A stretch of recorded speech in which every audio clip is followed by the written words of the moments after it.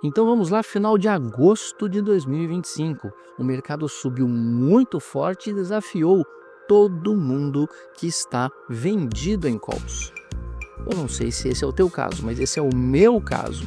E nós vamos conversar exatamente sobre isso nesse vídeo, porque é muito interessante. Algumas semanas atrás nós tínhamos certeza que o mercado ia colapsar. Estávamos todos com medo de vender puts. E agora a coisa virou completamente. O Ibov aí testando, arranhando o seu topo histórico, dando calor em muita gente que está vendido em call. Vamos conversar sobre as nossas possibilidades de manejo e de defesa? Porque sim, quando o mercado sobe muito forte, as calls se valorizam muito rápido. E se você perder o time, você vai ter dor de cabeça. Então vamos lá, vamos estudar essa história de calls desafiadas por um mercado de alta.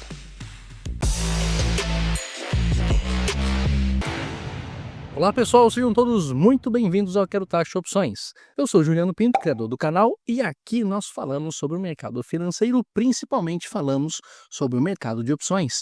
Essa ferramenta fantástica que nos ajuda muito na nossa caminhada rumo à nossa liberdade financeira. Você está com uma call aí desafiada? Essa subida do mercado te pegou de alguma forma? Pois é, vamos conversar sobre isso hoje, porque manejos, a maneira de nos defendermos é que separa as crianças dos adultos aqui no mercado de opções. Nós temos de ter uma série de responsabilidades, nós temos de saber muita coisa previamente, mas nós vamos ser desafiados nessa nossa jornada. Está acontecendo isso comigo nesse momento. Eu estou montado num Strangle, que eu vou compartilhar com vocês aqui. Isso não é uma recomendação, mas eu vou compartilhar a maneira com que eu estou pensando em manejar este meu Strangle. Quem sabe não te ajuda. Então, gráfico na tela. Gráfico do Ibovespa na tela. E o que nós comentamos é isso aqui, ó.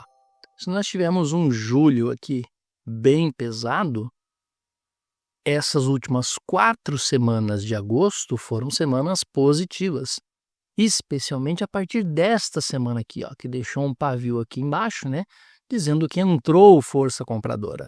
E aí a última semana tivemos aqui realmente o desafio do topo histórico e depois uma pequena recuada.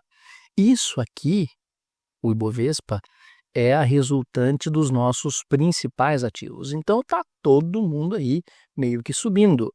Os bancos deram uma subida, Vale deu uma subida, Petrobras deu uma subida. Então tem gente que vendeu call e está sendo desafiado nesse momento. O que está acontecendo comigo? Eu montei, como eu disse, um Strangle aqui em BOVA. Ó. Deixa eu baixar um pouquinho aqui para ficar melhor para a gente ver. Tá aqui, ó. Então eu montei um Strangle aqui na BOVA 11. Isso aqui não é uma recomendação, tá, gente? Isso aqui é um estudo.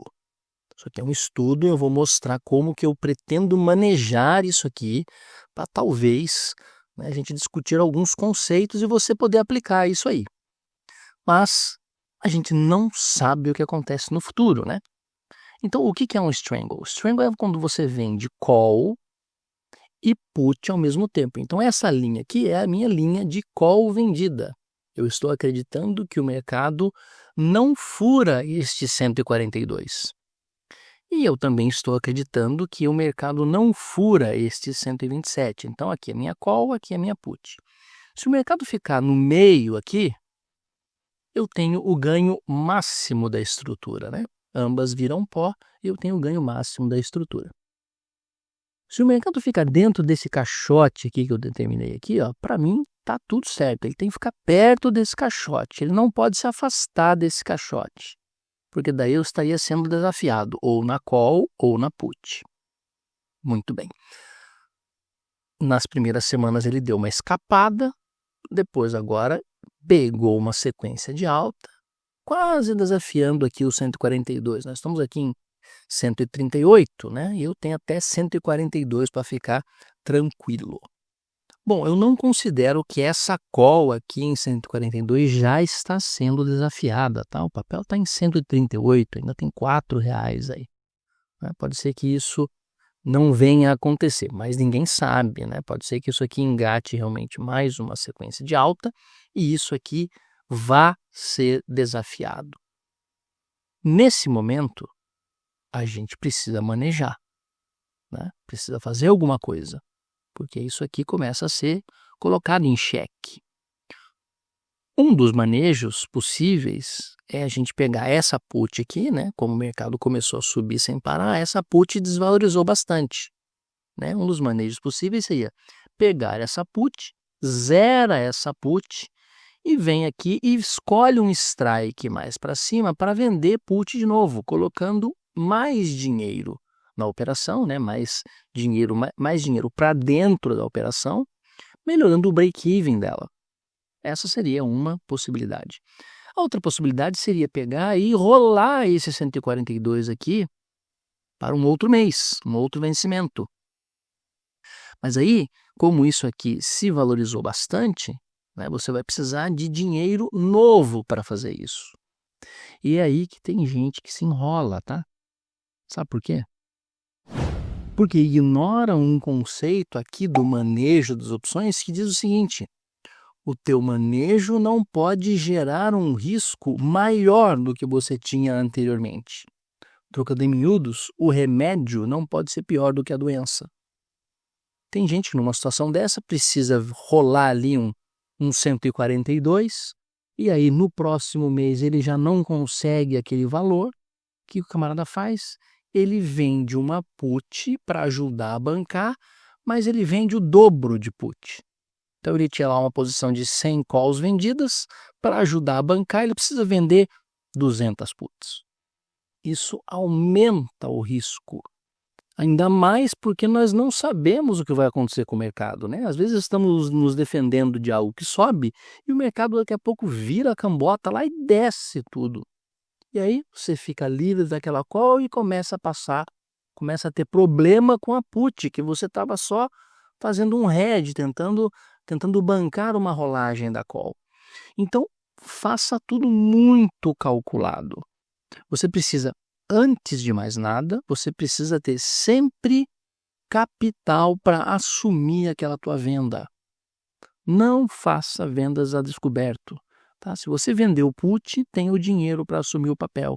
Se você vendeu o call, tenha o papel na mão ou tenha, no máximo, o dinheiro para comprar aquele papel no strike vendido e aí sim, você passar a ser coberto.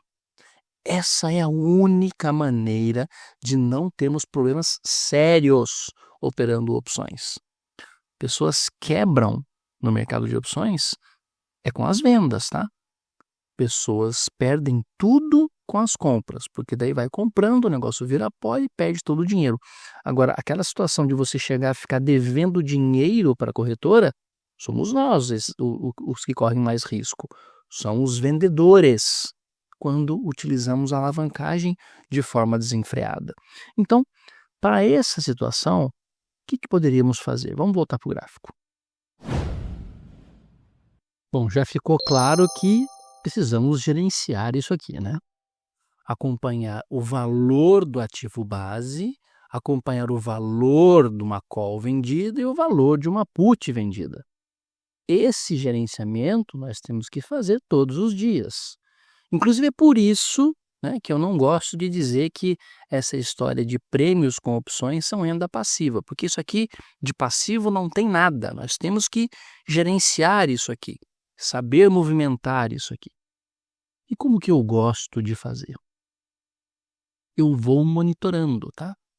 Quando puxa para um lado, calls se valorizam, puts se desvalorizam.